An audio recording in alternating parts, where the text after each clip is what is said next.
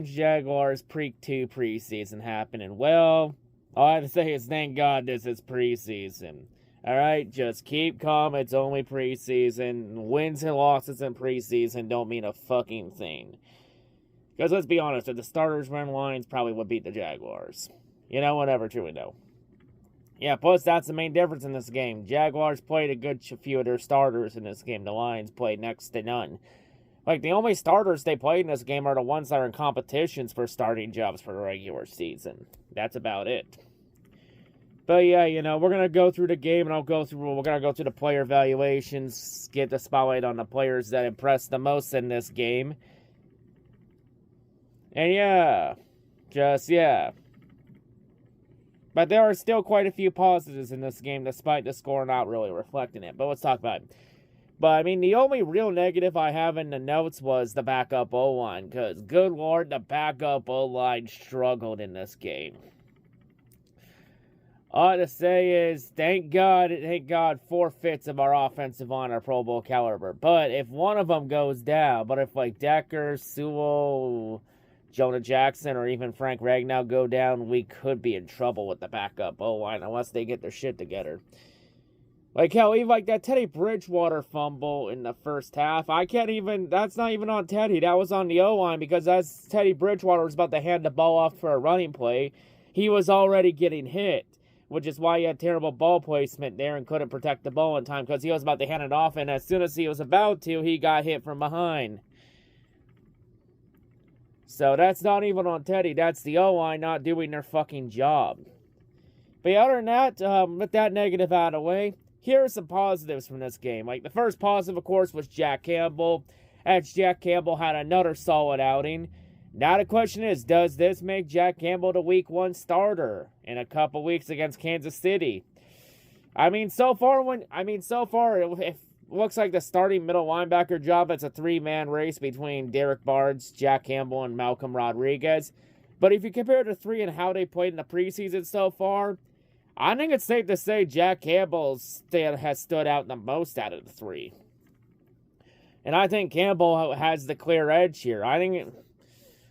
But, you know, there's still one more week of preseason, a lot more to be left to decide. But so far, I think Jack Campbell has the edge to be a starter Week 1. John Kaminsky also had another solid outing, which was great to see. So, yeah, good to see John Kaminsky back in the saddle. So, good to see that there. You know, James Houston's still a beast, his run the second half of last year was no flash in the pan so far, and he looks like the real deal.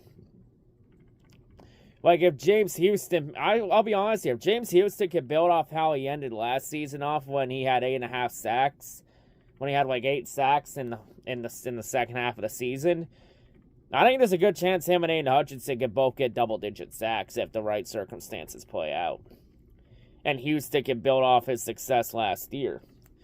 Since Houston was easily one of the biggest surprises last year. And I think he could build off it and be a late-round gem steal. You know, also, another note, Chase Cota also had a very solid outing, too. And for Chase Cota, does this mean that Chase Cota could make the main roster? Because he's on that cut line to make it in. I mean, it's very possible he could pull it off. Especially with the Lions waving Denzel Mims, because Mims got injured.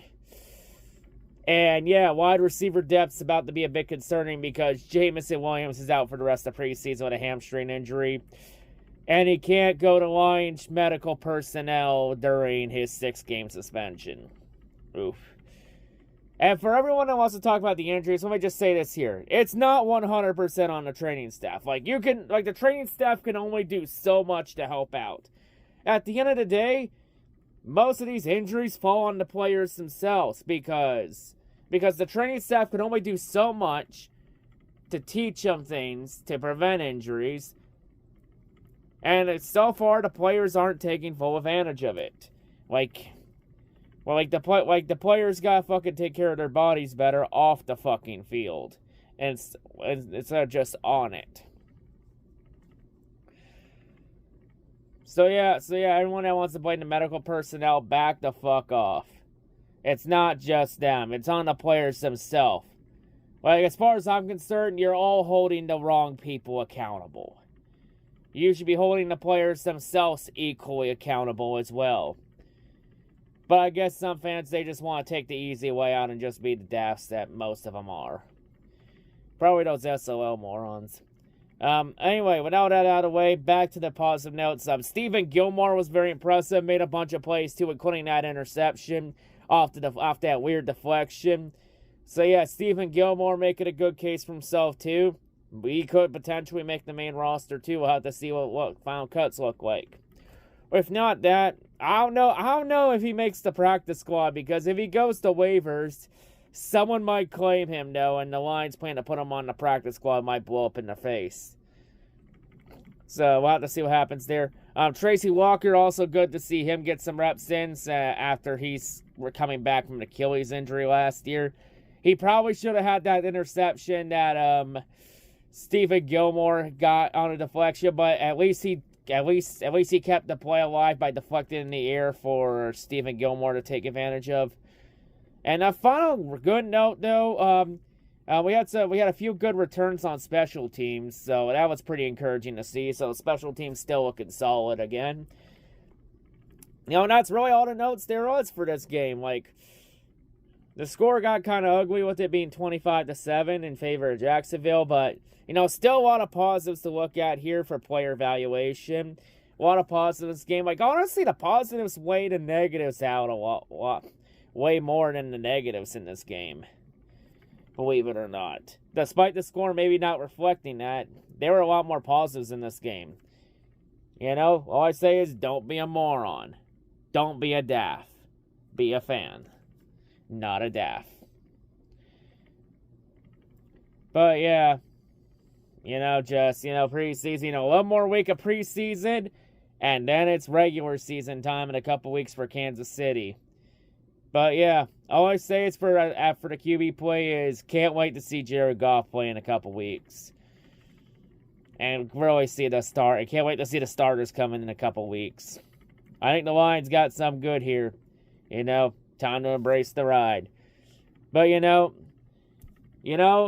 know Jacksonville's still a pretty good team. I think I mentioned already. I think Jacksonville's easily winning the AFC South. The AFC South is Jacksonville's to lose.